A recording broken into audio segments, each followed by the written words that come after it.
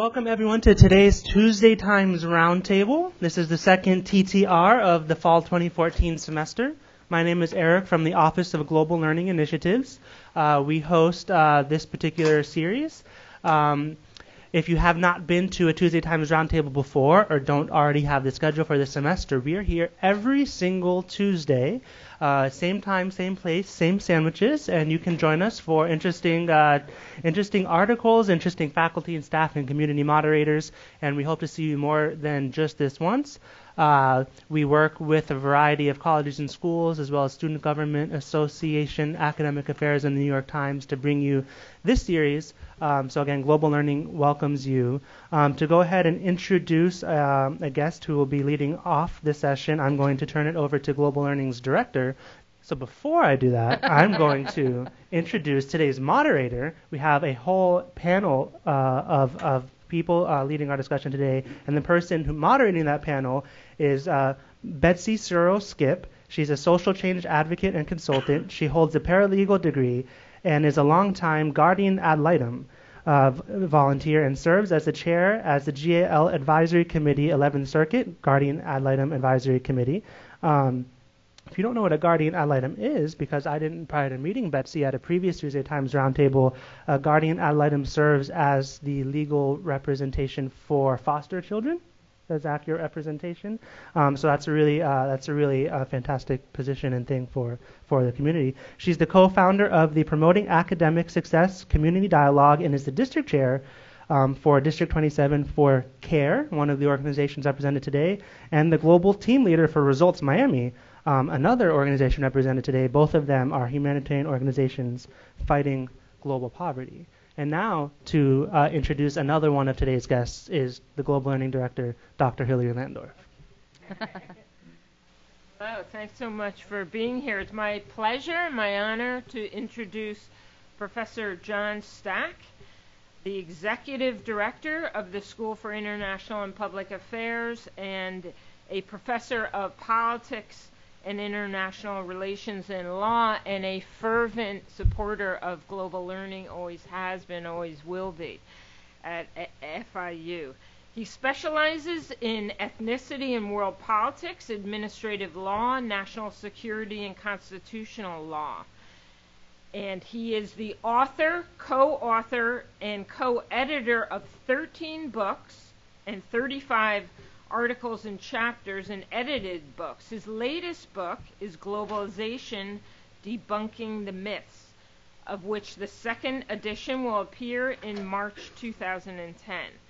As the executive director of SIPA, which I'm sure you all know, Dr. Stack, or as I call him, John, oversees 4 academic departments, including the Department of Criminal Justice, the Department of Global and Sociocultural Studies, the Department of Politics and International Relations, and the Department of Public Administration. Just out of curiosity, how many of you are majoring in one of these areas in SIPA? Okay, well, thank you, and to Dr. Stack. I'm really thrilled to be here today. I am a huge fan of the Global Learning Program. I think it opens new doors and new perspectives to the world. Since SIPA was established in 2009, the Departments of History, Modern Languages, Economics, and Religious Studies joined us, so that we have a total of about 9,000 students, about 6,000 full-time students. We're now the largest international school in the United States and probably within the world. We also house many of the most important international centers and institutes, ranging from LAC and the Cuban Research Institute to Asian Studies, European Studies, Judaic Studies, and the African and African Diaspora Studies. And we're now launching a new initiative called the Muslim World Initiative, which I think will be a huge augmentation of what we do. Many of our students, and Eric was one of them, I want to note, go on to exciting careers with both domestic and international governmental and NGO organizations, as well as careers in the private sector. Today's Global Learning for Global Citizenship Tuesday Times Roundtable provides another learning tool for students at SIPA and other FIU colleges, and it is an incredibly valuable and important tool. We use it in our master's degree in global governance. Creating a better world through advocacy and action really does harness the power of globalization and globalized citizenships. The significance and consequences of learning to use advocacy strategies to influence the U.S. government, to bring about positive change is one, but I would also suggest influencing world politics. The use of a cell phone in Africa has so empowered people without the infrastructure that we have, and the power of individuals to affect change only increases. So I want to thank you all, every one of you, for coming to this event. If we can provide any information or help, please visit us in SIPA. And I want to thank Eric and Hillary for all she's done. Where are you, Hillary? You're disappeared. All that Hillary has done. You've got a real treat today in Betsy Skipp. She's fabulous. I'm not going to say anything more. It will become apparent. Betsy, welcome.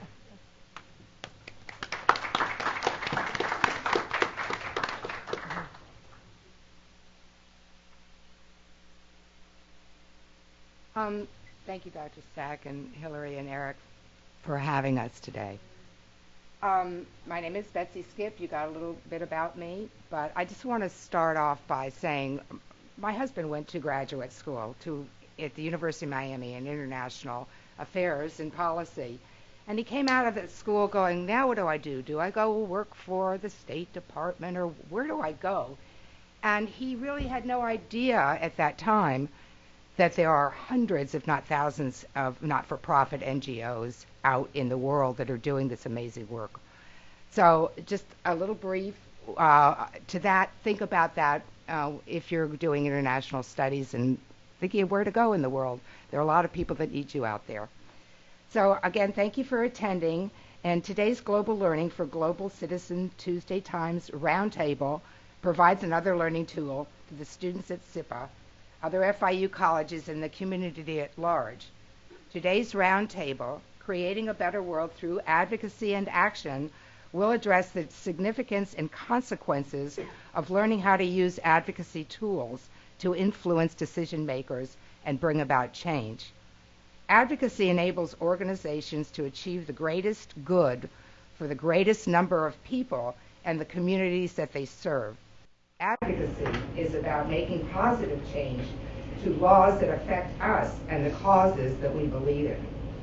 However, for advocacy to have a lasting effect, one must take action or actions. For example, if you were asking your member of Congress, and I hope you all know who your member of Congress is, to support a bill, you will need to persuade him or her as to the importance and the value. Then you must follow through to achieve your goal. Advocacy without action cannot stand alone. The possibilities are endless once you decide to take action. And so I thank you today for joining our discussion. We look forward to learning how you will use your advocacy and action to create a better world. We are fortunate today to have with us an expert panel of representatives from the One Campaign, Abby Sasser, CARE, Taria Porchel, Results, Ken Patterson, and Pablo Sanchez from Bread for the World. I know you guys signed in, but we would like to capture you. If you would like to join any of our organizations, there's a sign-in sheet. Put your preference down. If you'd like to, it's all volunteer, but you can come educate Congress with us. We go on a monthly basis sometimes. You can meet your congressperson or your senator and do your action and advocacy for the people of the world. Each of the panelists will have approximately 6 minutes, and then we'll open up to question and answers. But I just want to give a brief background on the speakers. So Abby Sasser, with one. In 2007, after years of working in the music industry, Abby left the world of glitz and glamour and moved to a remote village outside of Ukunda, Kenya. Thank you.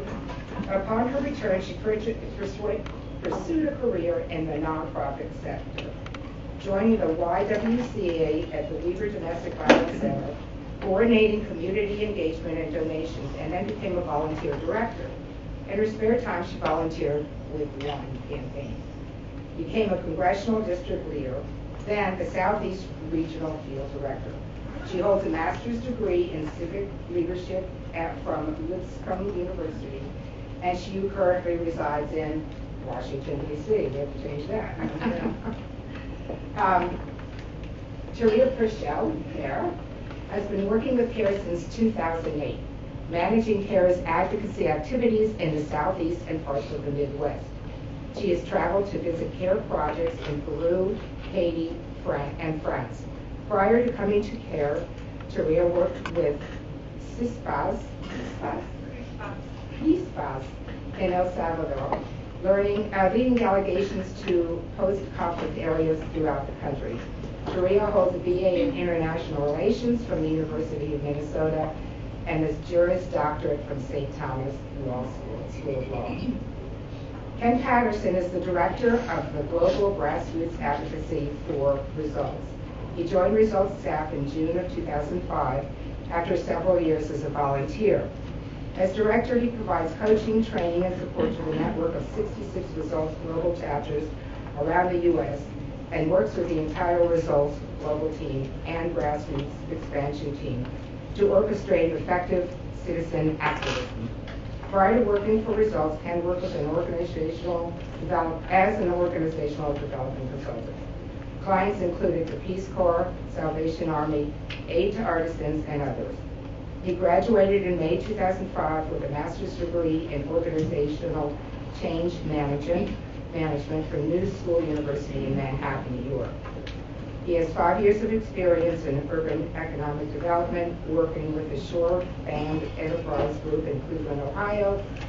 He also has 7 years of international development experience working with the Peace Corps in West Africa as a volunteer, a training consultant, and the Associate Director of Agriculture and Training Management.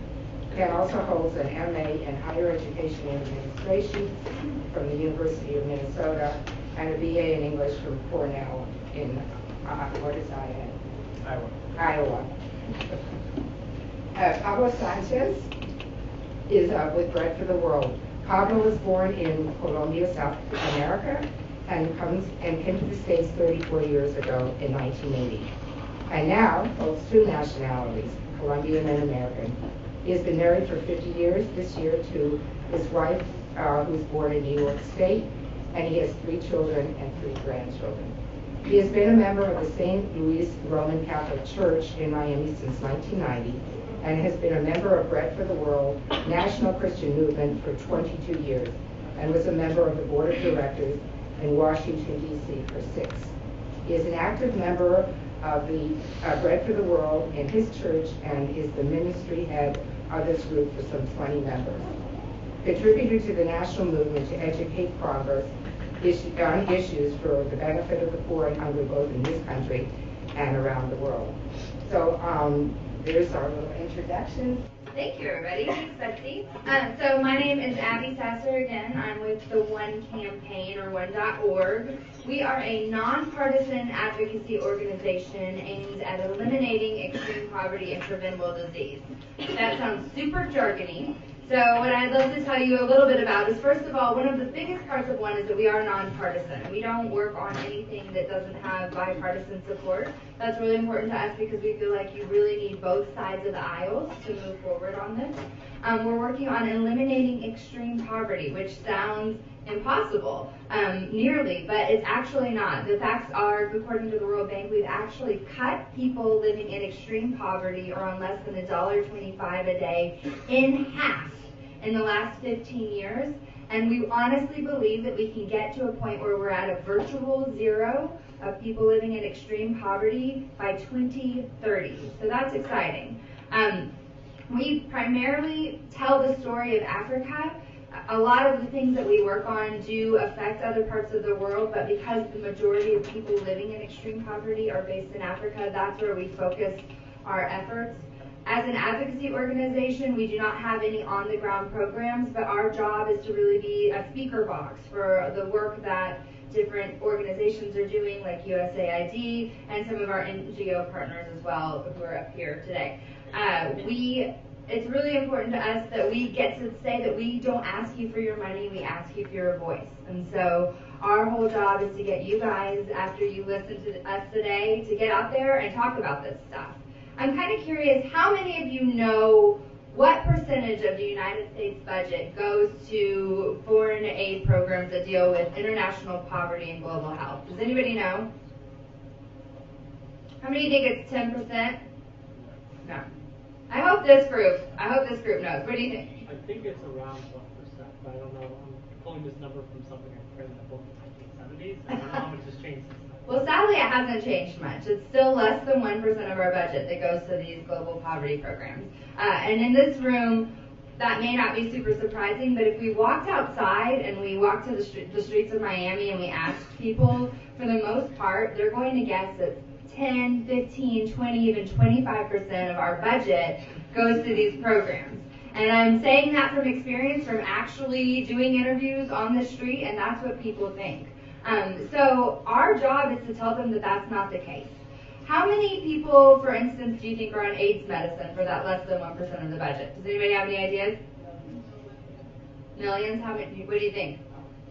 So it's about 7.5 million people, up from 50,000 in 2002. Again, that's really exciting, but not something people generally know. Again, if you ask the regular person on the street, they're going to guess 100,000, 500,000, maybe really aiming for the stars and say 1 million, but they don't know. We also see about 54 million more kids in school around the world because of less than 1% of the U.S. budget. Malaria deaths have been cut in half in many African countries because of less than 1% of the budget. Those statistics go on and on. They're really exciting, they're really impressive, but we need to make sure that those funds continue to be there to make this progress happen and to actually get to that virtual zero. So one is actually working on a new initiative lately, and we are also working on several of the pieces I think people will talk about today, so I'm going to let the results talk about Gavi, I'm guessing. Yep, a little bit. But I'm going to talk a lot about our energy campaign. As I said, we're getting close to that virtual zero, but in order to get there, there's some infrastructure kind of big picture pieces that need to happen. And one of those is energy access. 7 out of 10 people on the continent of Africa don't have access to electricity.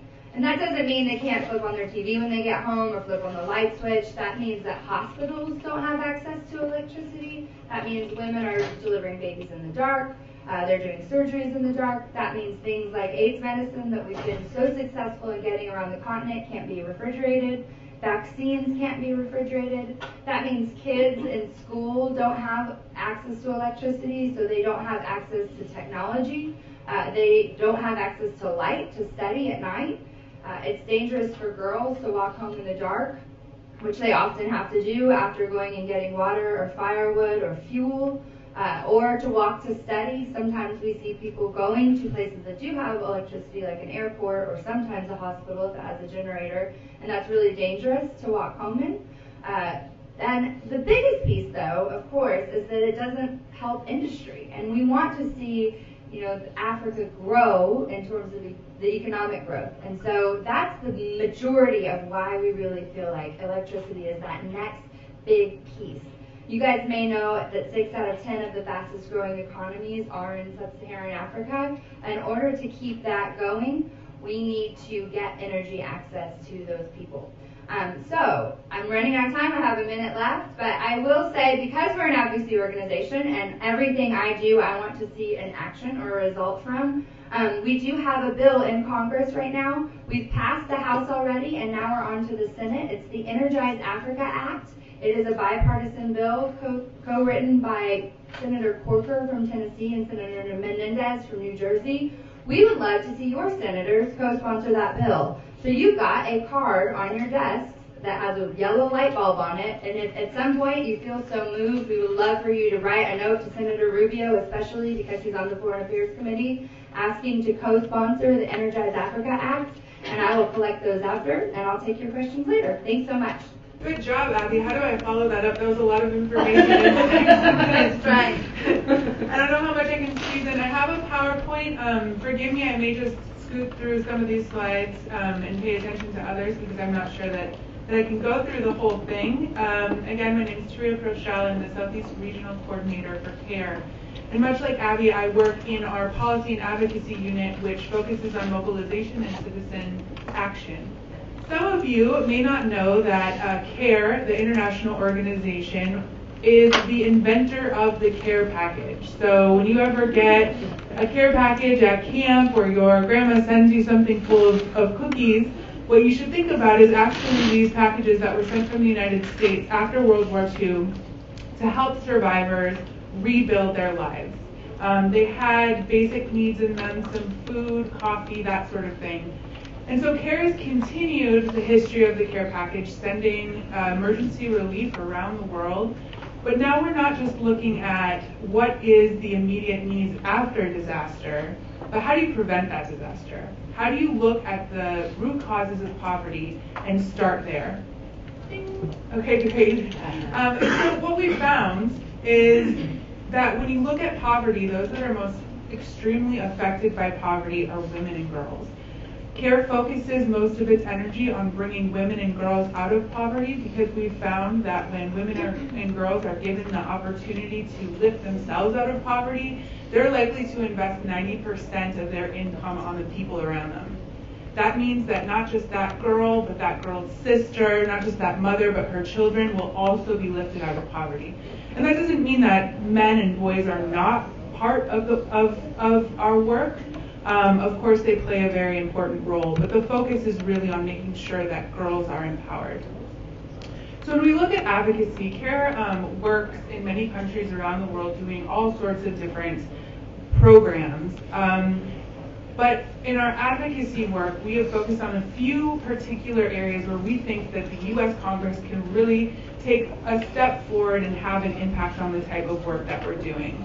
In the last year, and I predict in the coming Congress, the issues that we've been looking at are gender empowerment, which is some of what I've just described, maternal and sexual reproductive health, and a lot of this is looking at the fact that in the course of about a minute or a minute and a half, one woman will lose her life in doing the most natural thing that women do, giving birth. And so if you think about in this hour that we're going to spend together, think about how many women will be losing their life from the simplest things that a woman can do, just giving birth.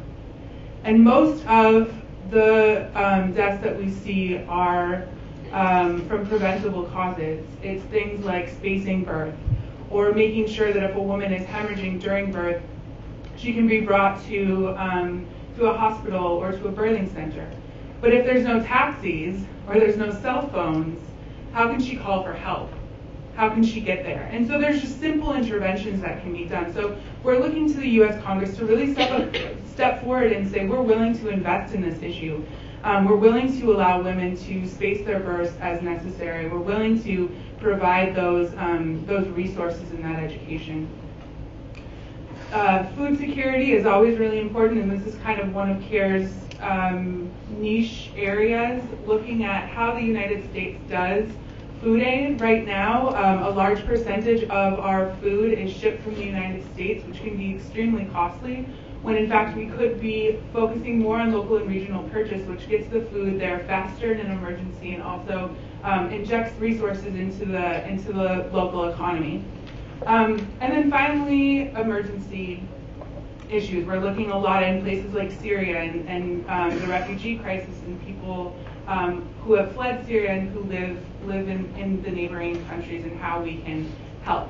So I just got my 2-minute warning, and I think I have about 20 more slides. So I'm going to skip through them and just let you know that, as Abby said, we are working with all of this knowledge that CARE has gathered from the years that we've been working in the field and in the 87 countries we work around the world, and bringing these messages to Congress. I think that one of the things that's really important for us to realize as U.S. citizens is we are some of the most powerful citizens in the world. Our government has an extreme amount of power in the way that people live and the way that economies function. And because we have a representative government, that means that we also have that power. So we're here to offer opportunities for you to get involved. We're going to be in Washington, D.C. May 12th and the 13th. We particularly want to see someone from this area join us from Mario Diaz-Balart's district. So if you're interested in coming to Washington, D.C. and learning how to lobby, I will see you there. Thank you.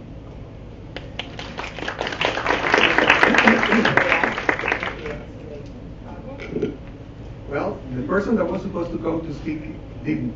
So one of the soldiers here in Miami is doing it. Me, Pablo Sanchez. We are very fortunate people. We know that. We are living in the wealthiest country in the world. We have a nice bed. We get up in the morning and have a nice warm shower, have breakfast, 3 meals a day. It is wonderful. It is so good that many things we take for granted. So much so that we don't know, or we don't capture the idea that there are 800 million people in the world that are at food danger. In other words, these are people that they don't know where the next meal is coming from. A lot of them live hungry, and a lot of them die. This is very sad. Here in the States, there are about 15% of the population. That makes it about 50 million people that are in food danger. If that is not something that is fair in a country like ours, that is so wealthy, that doesn't make any sense. So this situation called the attention of one Lutheran ministry in Washington. He was in New York at the time. And his brother was Senator Paul. His name was Arthur Simon, and his brother was Paul Simon. Of course, he was very close to Congress, and he realized how powerful Congress was, just as Dariah was mentioning. And being close and being with his brother, he saw not only the money that they can provide, but also the power. The decisions that they can make are vital. They could also destroy, but most of the time they build. And that's what we have to take advantage of. And that's what he thought. I mean, there are so many entities that go to Congress and they put their ideas, and Congress will carry out their needs because they are good for the nation. But the poor didn't have any voice. So he said, created a movement which is called Bread for the Well, and created it in 1974. And it started building ideas to do something about the poor. And there has been 40 years of where there have been many, many victories that have been won in benefit of the poor. And there are many things that in common here we have worked for. I mean, there is WIC, for instance, you know, women, infants, and children. It's one of the programs that protect mothers and children. You know, the life of a child up to 5 years is going to define the rest of his life. If a little kid is not fed properly for those first years, his mind will not work properly. So it is in our benefit that we take care of this child. And that is one of the things that has been done. food for children. A lot of children, it's amazing, a lot of children don't have food and they only get the food at the school. The SNAP program, which is, you recognize it a little bit more perhaps as food stamp, has been a program that has helped families such a great deal because a lot of people don't have enough money to survive and they need help, and that help has come in the way of food stamps that they have been able to use in order to feed their families properly. And there are many programs like that that have happened. Internationally, we worked. Bread for the World made a coalition with WAN and with CARE and with these other social workers, and we were able to get the forgiveness of debt, international debt, to about 16 countries. There were billions of dollars that these people had to pay, because that apparently is something that you pay or you pay. It's like Uncle Sam, you either pay or pay. Well, they were forgiven their debt, and now they are able to use that money for infrastructure, for health, for food. That has been wonderful. There are other things that they have done, as the ladies have spoken here. Women in Africa, when they were giving birth, they would just die. I better hurry up. So there are many things that have happened. So the idea is that I would also like to mention the fact that they have been going to countries like Africa and teaching people how to grow their crops and take care of the cattle and everything, which are very important things. Now, the goal for Bread for the World at this time, as I think you were mentioning, we also want to end hunger by 2030. And that is something that I wish that you would sort of take that into your own hands, and with the programs that are going to be in place, go to our Congress and make it happen. It is doable. The food is there, and there is no reason for people to go hungry. So let's do it.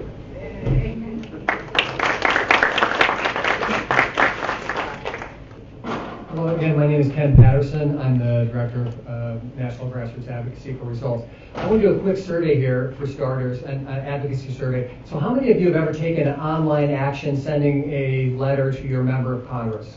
Raise your hand if you have. Great. That's excellent. How many of you have ever picked up the phone and called your congressional offices? Let's see hand. Good. That's a good number of folks. That's excellent. How many of you have met in person with a staff member for a member of Congress? All right, some more hands. What about in person with the member of Congress, representative or senator themselves? So this is good. This is a pretty experienced group of folks. Well, fantastic. So I'm going to talk a little bit about one of the issues that we are working on with results, but I want to take a little bit of a different tack with this and talk about a little more focused on advocacy itself. So I want to start by asking a true or false question here. So all of the solutions to poverty already exist. If you think that's true, raise your hand. All of the solutions to poverty already exist. All right, and then for those of you who don't believe that's true, raise your hand. It's not true, it's false. All of the solutions to poverty do not exist. That's really interesting. Well, the fact is, the solutions actually do already exist. If you think about the countries where we've managed to eliminate poverty, there's nothing mysterious about putting kids in school. There's nothing mysterious about providing people access to health care. There is nothing mysterious about creating an economic system that serves all the people. And if you start with that premise, and for folks who this is a longer conversation perhaps for folks who don't believe that that's true, but if you start with the premise that all of the solutions already exist, you have to ask yourself, then why does poverty continue to exist in the first place, if that's true? And the results premise is that the reason that poverty continues to exist is because we lack the political will to put all of the solutions in place. And so poverty then continues to exist. And then hence the importance of advocacy. So I want to just talk a minute about political will. So if you think about all of the things that have happened over time, or many of the things that have happened over time, you can, if you think about it, you can almost accomplish anything you want to with the right amount of political will. If you think about going to the moon, John F. Kennedy said, we're going to put a person on the moon. And the technology and the wherewithal to do that did not exist at all. But it was a decision that was made. We're going to put somebody on the moon, and that's what happened, right? And so if you look at a lot of things that have happened over time, political will, the will of the decision makers, and creating will that sort of bubbles up through people has helped accomplish all of these things, and some good, some bad, including creating really amazing weapons that we can send remotely to other parts of the world without them, and maneuver them like toys to drop bombs on people, to concentrate or disperse wealth. All of those things have been created because there has been the political will to do them. So the question is then, if there's the political will to do all of these things, can we not also then generate the political will to end poverty, as all of us have a stake in that? So the question is then, how do we go about seizing that power? If political will is so powerful, then we should probably know how it's created. So a couple of thoughts on how it's created. One, and we're all very familiar with this, with the idea of special interest lobbying. Who does not know what special interest lobbying is? Anybody? Raise your hand if you don't. All you have to do is watch television and look at the political ads that are out there from the oil and gas industry. You look at what PACs are being formed to support political campaigns and are advertising for various things. Influencing elections is another way to create political will, by selecting candidates who have the kinds of stances and things that you want them to take forward. So you're actually selecting your particular horse that's going to run the race the way you want them to. Personal conviction on the part of the politicians is another one too. There's, politicians go into office with certain things in mind and go about achieving them. And then there's that final one, sort of the citizen voter advocacy, that is something that we are not taking as much advantage of, and that's what results says as well. So if you think about citizen advocates and our role in creating political will, just think about this for a second. So when we're electing our elected officials, or what's going on with government, you think about who government works for. So who selects government? The people in government. Who hires them? Our elected officials. It is 2 minutes. Voters. Voters hire our elected officials, right? We're the only people who can hire and fire our elected officials. Who pays them? Well, that's our taxes, right? You and I pay our elected officials. So if you hire someone and you pay them, then you also have to ask yourself the question, who's supervising them? Right? So how many of you have ever been hired into a job, first day on the job, say, welcome, congratulations, job, we're glad you're here. Hey, go out and do whatever you want to. Raise your hand. Sometimes those jobs exist, but they are rare. But in many ways, if you think about what we've done with our elected officials, most people have never spoken with them after they've been elected. And so then you have to ask yourself, who is supervising these people? If it's not us, the people who selected them to the office who are paying their salaries, then who's supervising them? The fact that you have made calls and met with them, that's part of supervision. But there are very, very few people who are doing that. And that's what Results is trying to change, trying to bridge that gap between people and government to create the kind of solutions, or put the kind of solutions in place that we want to see happen. So in terms of what we understand is that citizen advocacy is a huge blind spot. This idea of supervising people who work for us is very foreign to people, and it's not something. How many of you have gotten a good education in how to communicate with your elected officials through grade school? Raise your hand if you had a good education there. So there's a couple people have good education in grade school. Excellent. And that's rare. How about high school? How many got a good education in high school about how to communicate with your elected officials? A couple more. Great, same people. College. What about college? How many of you have gotten that in college? Okay, a few more. How many of you would say you don't really know how to do that very well? Be honest. Raise your hand. the bottom line is that we don't teach it. It doesn't show up wholesale anywhere. Please wrap up. It doesn't show up anywhere wholesale in our education system. And again, that is ultimately what has to change if we want to change the world.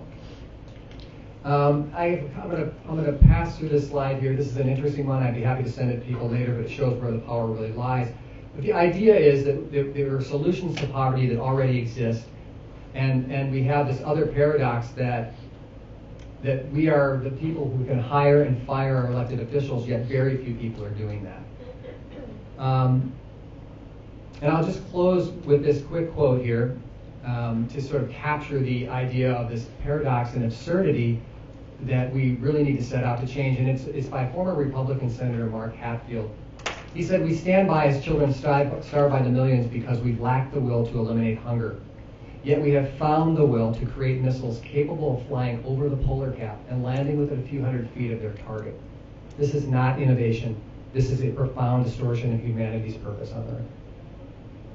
And so if we want to correct the paradox, if we want to correct the disconnect, it's going to take every one of our voices to get involved in doing this. If we want to end extreme poverty, if we want to do anything in the world to create the world that we want to create, it's going to take our voices, and it's going to take us to supervise the people who work for us.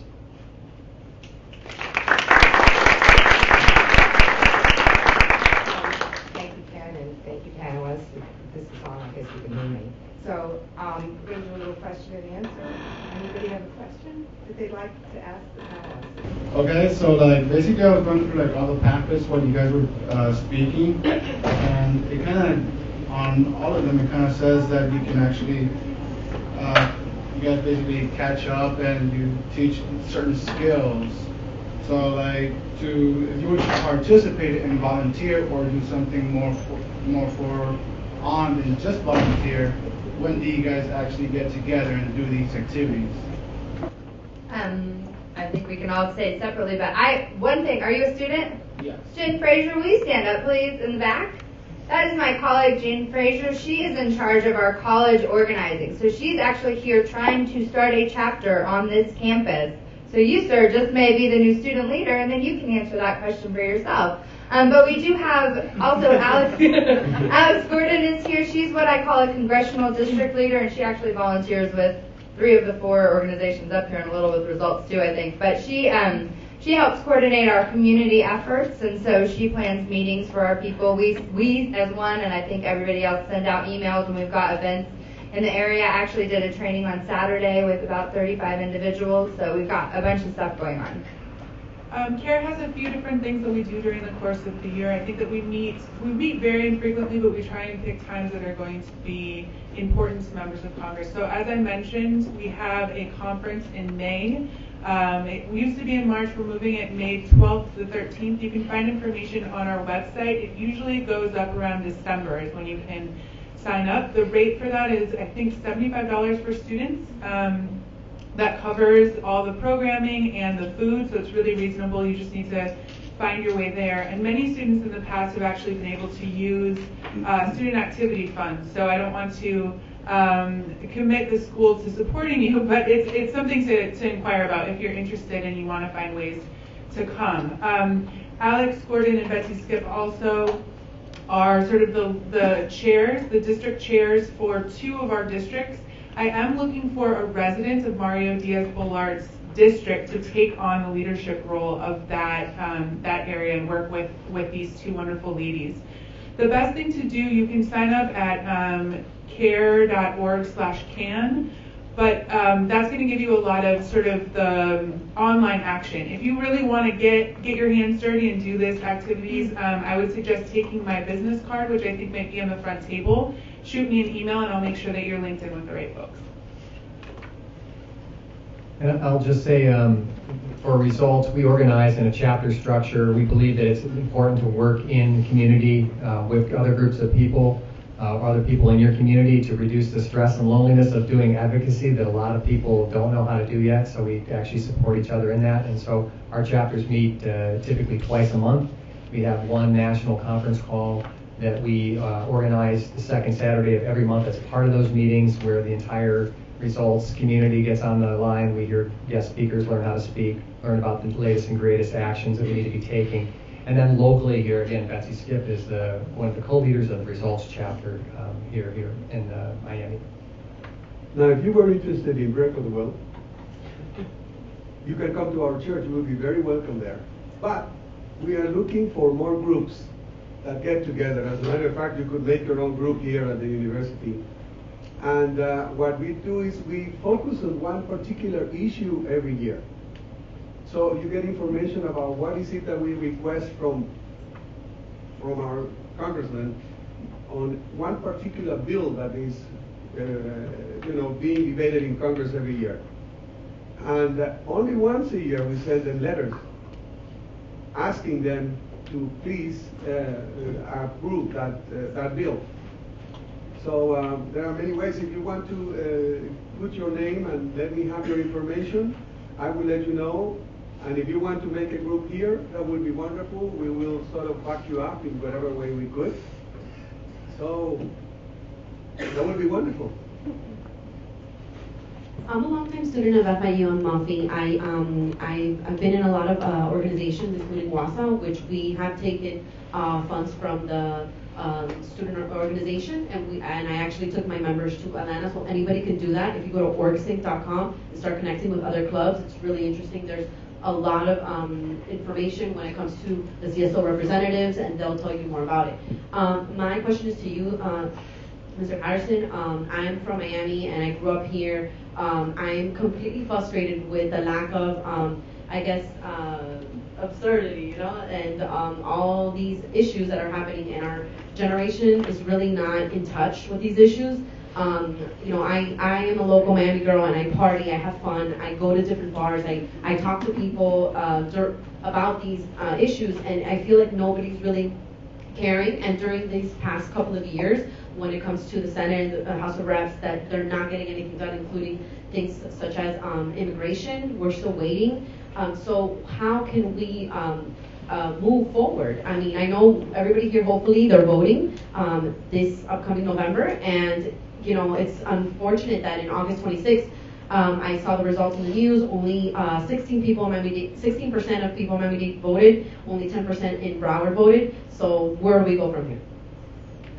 I mean, I would say one thing, the voting part is the first thing. You got to select your horse, who's going to run the race for you. And so getting every student on campus to vote, mobilizing here, registering people here, driving them to the polls here would be a great place to start. There are 50-some thousand students here at FIU, so this would be one place to start.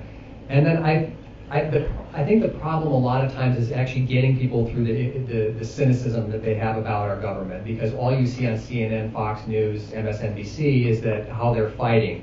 They don't hear about how the resolution to vaccinate 300 million children was introduced in the House a couple of weeks ago with 10 Republicans and 10 Democrats as co-leaders on that thing, working together in a bipartisan way. And so we don't hear about those things. And so getting informed and helping people understand those things. And then I think that really the key thing is actually to walk people, hand walk them through some of the initial actions that they have to take. Invite your members of Congress to come for a panel. Have them sit here with you and ask them questions about how to communicate with them. How do we influence you? How do we bring the issues that are important to us? So, put them in front of the students as well. But I think it is, for a lot of people, they're so cynical that sometimes it really takes some major hand-holding to say, let's do this together. I want to put you in front of our elected official. I want to have you write a letter. I want to have you make a phone call. Let's train you in this one thing to do this, and let's see what happens with that, and really start to create some victory so people realize, like, when I speak out, actually, it really does matter. When I write a letter, it does matter. When I meet with these people, it does matter, because it does. Ultimately, we are actually shocked at how few people it takes quite often to sort of move things. There are other issues like immigration where there are big monsters to fight, on one side or the other. Some of the international affairs stuff that we're working on, global poverty stuff, there are fewer monsters to fight. If you've got a bigger issue where there are greater monsters on both sides of things, you need a little bigger group of people on the other side of things really influencing them. But you go prepared, you go educated, and you go not in their face. You go as a partner. And that's the other piece of this too. But I think you stay at it. And then I said I would encourage you to bring these folks here and have a series where you bring every elected official at any level affecting the issues you care about to this panel on a weekly basis for 2 months. So just some thoughts. I would like to add the fact that it is amazing the fact that sometimes we go to see our congressmen. They are so grateful that we go there to tell them something that perhaps they didn't quite get, they didn't know what was going on. And because we are with the grassroots, we know and we tell them, and they do appreciate it.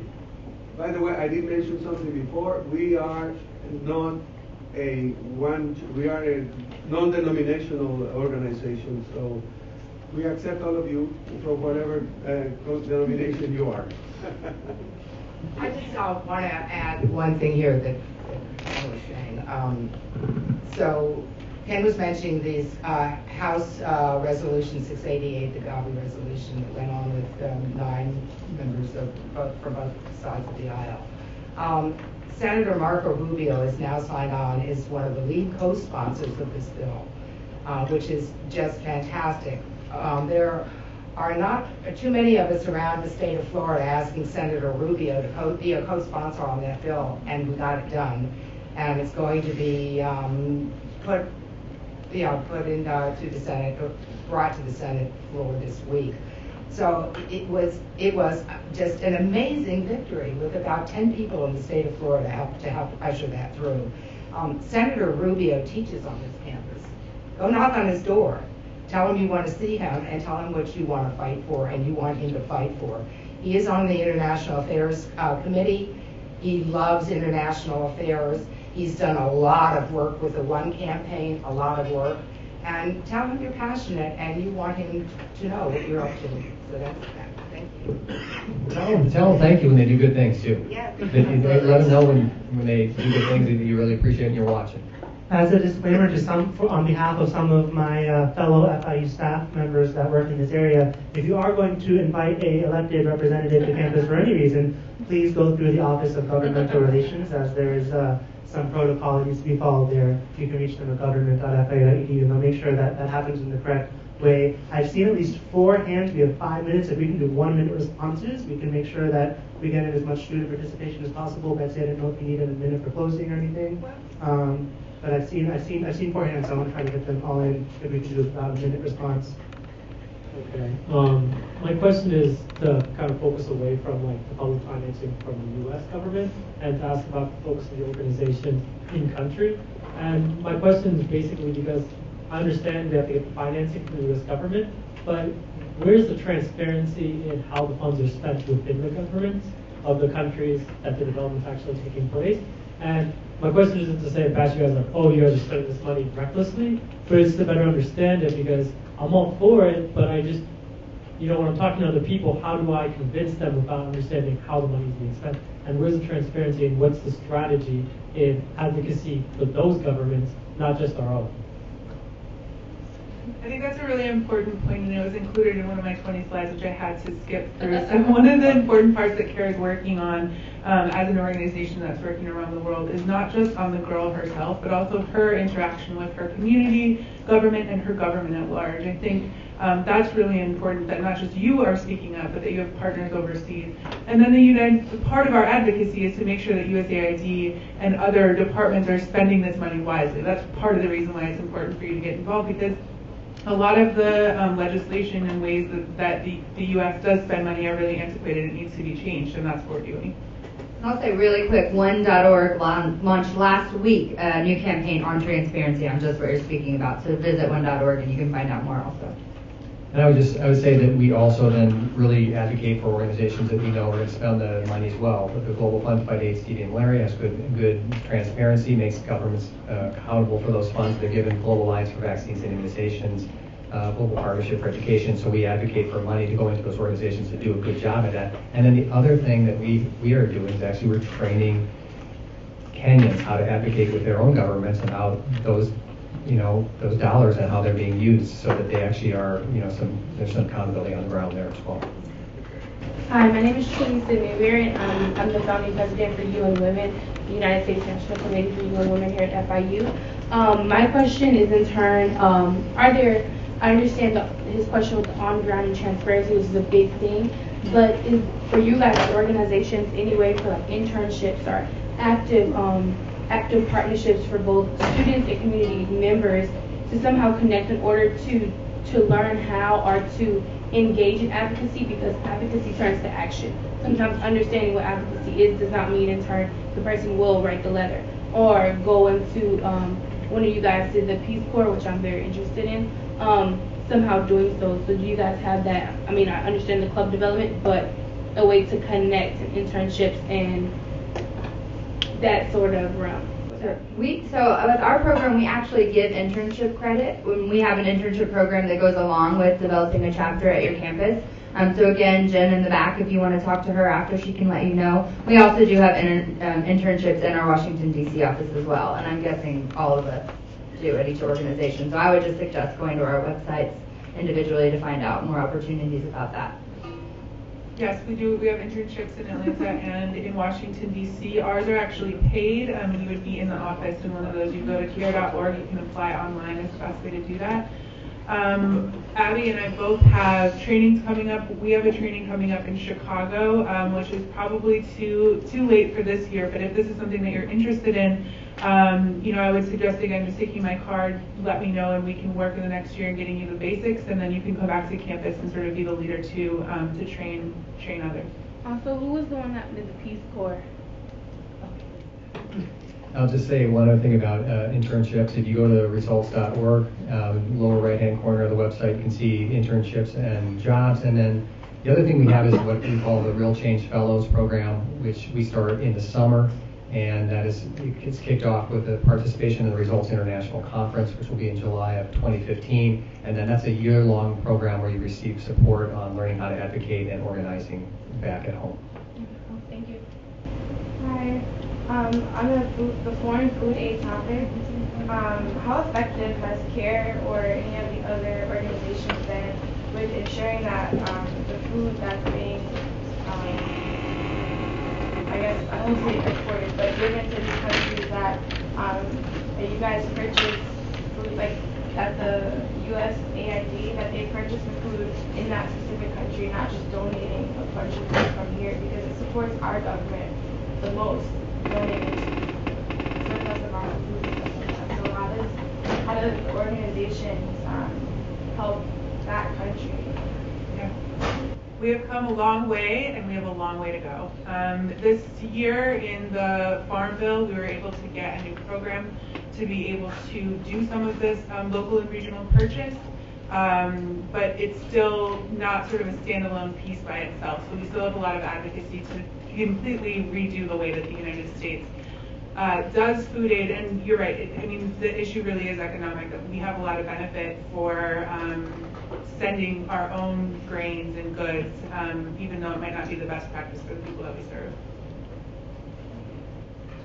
It is just about past our time. If there's one question at all, we will do that as the final question and we can do this briefly. Lily, I was just wondering if you can please tell us what's the name of the bill so I can actually write it in the letter and it can be more personalized. Absolutely. It is the Energize Africa Act, Senate Bill 2508. Energize Africa Act. Please co-sponsor Marco Rubio. And if you want to either leave your cards on your desk or bring them up to me, I will actually be delivering them in person myself, so they will get there, and I assure you.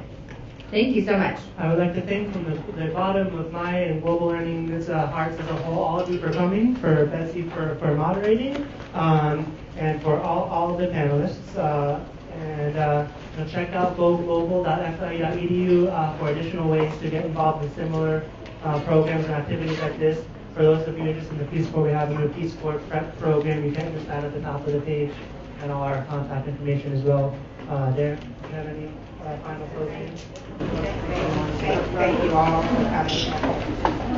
Thank you all for coming. Thank you all for having us.